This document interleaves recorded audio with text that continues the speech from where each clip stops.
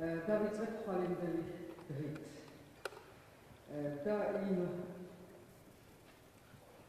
უაზრო რაღაც პროვოკაციით, რასაც გვიწყობს ქალაქის ეგრეთ წოდებული მერი, რომელმაც დაგეგმა ხვალ 7 საათზე ვითომს და ნადისის ანთება ბავშვებთან ერთად.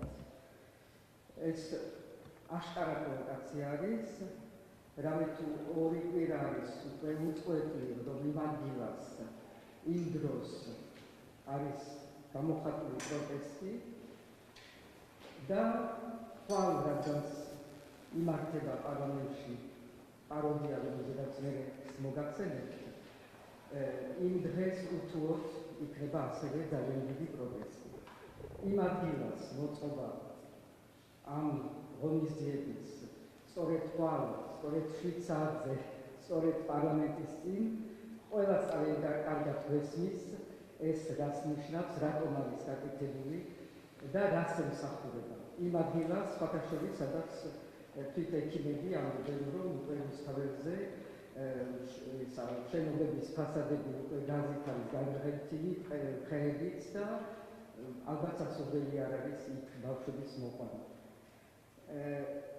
მე მინდა გავაფრთხილო ქალაქის მერი, რომ ეს მისი პროვოკაცია ალბათ არაფერს არ გამოიწვევს, იმიტომ რომ ეს პროტესტი, რაც გაშლილი არის დღეს ქალაქში და ხვალაც იქნება და ზედაც იქნება და იქნება, არის ძალიან მშვიდობიანი და თვითონ მოახერხებენ ალბათ ამ პროვოკაციის თავიდან აცილებას. მაგრამ მე მინდა მაინც უთხრა ქალაქის მერს, რომ თუ პროვოკაცია ეს არ არის, რაღა ხვალ, მოდის ბარბარობა, რომელიც ბევრად უფრო ბუნებრივი არის, გადაიტანოს და მე ვთავაზობ აქა ორბელიანის წინ, სადაც დააყენა თვითონ რაღაც ბარაკები და თვითონ ბავშვებისთვის სათამაშოები, აქ მოეყავოს ბავშვები და ორბელიანების სასახლის წინ მოაწყოს ის ღონისძიება, რომელსაც აპირებდა პარლამენტის წინ.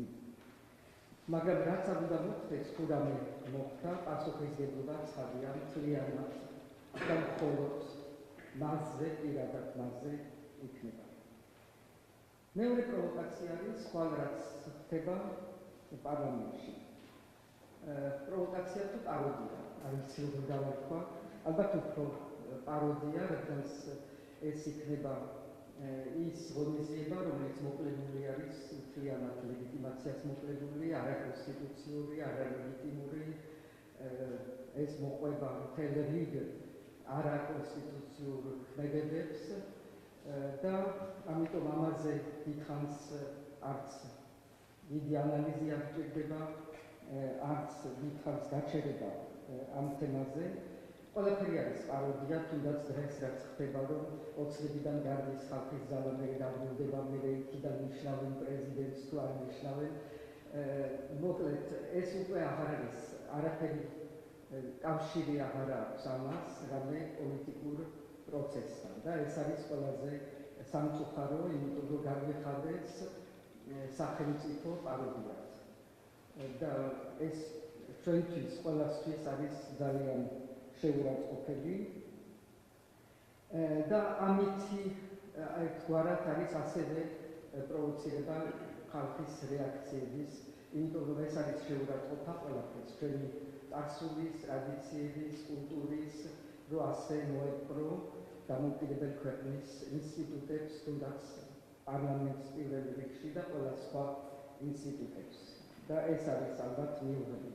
მაგრამ ჩვენ ამაზე არ შევჩერდეთ და ეს არის დღევანდელი ჩემი მოწოდება, რომ ამ ყველაფერს არ აქვს მნიშვნელობა, პაროდია იმას დარჩებათ და თავარი ხდება სხვაგან. თავარი ხდება დღეს ჩვენ ქუჩებში, ჩვენ ქალაქებში. თავარი ხდება ის, რომ ყოველ დღე გამოდის კიდევ უფრო მეტი და მეტი ადამიანი, მეტი და მეტი პიროვნება, რომელიც თავის საკუთარ პროტესტს ახორციელებს ამ გამოსვლებით, ამ პეტიციებით, ამ სიტყვით, ამ მარშით. ეს უკვე ამან მოიცვა მთელი ქვეყანა, ნახეთ რომ პრაქტიკულად ყველა ქალაქში პატარა თუ დიდი იყო ერთგვარი პროტესტი სხვადასხვა ფორმით. ყველა თაობა და ხედავთ რომ ჩვენი უმცროსი მეგობრები არიან ზოგჯერ სათავეში ამ პროტესტის და გვაჩვენებენ გზას. ყველა პროფესია და დღეს იყო ძალიან საინტერესო მაგალითი ამისი თუ როგორ გამოდიან მართლა წარმომადგენლები სხვადასხვა ამ ქვეყნის საზოგადოებრივი სხვადასხვა სეგმენტების და როგორ ყველა თავისი კუთხით და თავისი ხმით ახორციელებს ამ პროტესტს და ახმოვანებს ამ პროტესტს. ეს ამ პროტესტმა მოიცვა ასევე ჩვენი დიასპორა, ძალიან ბევრ ქალაქებში, უცხოეთში ასევე იყო გამოსვლები. მოიცვა საჯარო სექტორი, რაც ძალიან მნიშვნელოვანი არის ჩვენი ქვეყნისთვის, აქამდე ძალიან ერიდებოდა საჯარო სექტორს, ამან გამოიწვია უმკაცრესი კანონის ცვლილება დღეს საჩქაროდ აჩქარებული პროცესით მიიღეს ახალი კანონი, რომელიც პრაქტიკულად არის საჯარო სექტორზე პოლიტიკური რეპრესიის ინსტრუმენტი და ასე შემდეგ აგრძელებენ, მაგრამ ვერ დააშინებთ, ვერ დააპატიმრებთ ყველას, არც ბუქარა, არც ინტიმიდაცია, არც ყველა ეს ზომები, ხერხები, რომელიც არის გამოცდილი სხვადასხვა ტოტალიტარული რეჟიმების მიერ, ვერ გაჩნდეს ამ საზოგადოებაზე ერთი მარტივი მიზეზის გამო. საქართველო დგას და იდგება. შეიკრა სამოქალაქო საზოგადოება, სამოქალაქო საზოგადოებამ ხმა მიიღო, არსებობდა ალბათ სხვადასხვა ფორმით, მაგრამ დღეს შეიკრა, შედგა. ასევე ევროპული საქართველოს იდეამ გაერთიანა ერი და შედგა ეროვნული თანხმობა. ის, რასაც ვხედავთ ქუჩებში, ის სოლიდარობა, ის სიყვარული, ის სითბო, ის მოთმინება, ის მშვიდობიანი გამოხატულება ამ ერთიანი ეროვნული განცდის არის ის, რაც საქართველოს ჭირდება. და ეს არის ის იდეა, რომელიც რეალურად იქცევა. ერთი რამე აკლია და ეს არის ერთადერთი მოთხოვნა, რაც არსებობს, როცა ამბობენ არ ვიცით რა მოთხოვნა დგას ამ პროტესტის უკან. ეს უზარმაზარი პროტესტი არის მხოლოდ ერთ რამისთვის, იმისთვის, რომ დაინიშნოს ახალი არჩევნები. და რატომ? იმიტომ, რომ სხვა მშვიდობიანი გზა არ არსებობს. სხვა პოლიტიკური პროცესი არ არსებობს. თუ ვინმეს ამ ქვეყანაში მშვიდობა უნდა, თუ ვინმეს ამ ქვეყანაში უნდა რამე ფორმით, რომ გამოვიდეთ ამ კრიზისიდან გამარჯვებულები, არსებობს ერთადერთი გზა. ეს არის არჩევნების გზა.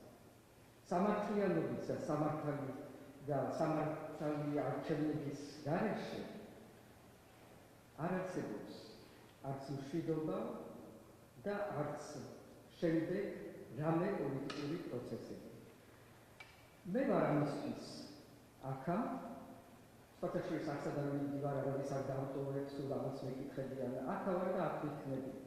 და აქ ვარ და აქ ვიქნები, იმიტომ რომ ამ ქვეყანას ამ მომენტში აუცილებლად ჭირდება ლეგიტიმური ინსტიტუტი, ლეგიტიმური ხელისუფლების ნაწილი, რომელიც არის რეალურად არჩეული და რომელიც ასახავს ამ ქვეყნის და ამ საზოგადოების ხმას.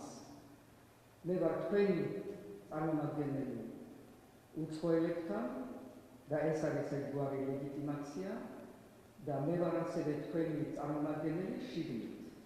როგორც კი დადგება დრო, როცა ვისაც დღეს გონია, რომ რეპრესიებით და სხვადასხვა ხერხებით შეიძლება ამ საზოგადოების დამონება, როცა ისინი მიხვდებიან, რომ სხვა გზა არ არის თუ არა არჩევნების, მე აქ ვარ და აქ ვიქნები, იმისთვის, რომ დავжდეთ და ვიფიქროთ თუ როგორ მოვაწყოთ ეს არჩევნები, იმისთვის, რომ დავუბრუნოთ ამ ქვეყანას მშვიდობა, სამართლიანობა და მომავალი. ეს არის ერთადერთი გზა და ამაში ვართ ყველანი ერთად, ვინც გარეთ დგას ქუჩაში და ვინც აქა თქვენზე ფიქრობს და თქვენთვის ამზადებს მომავალს.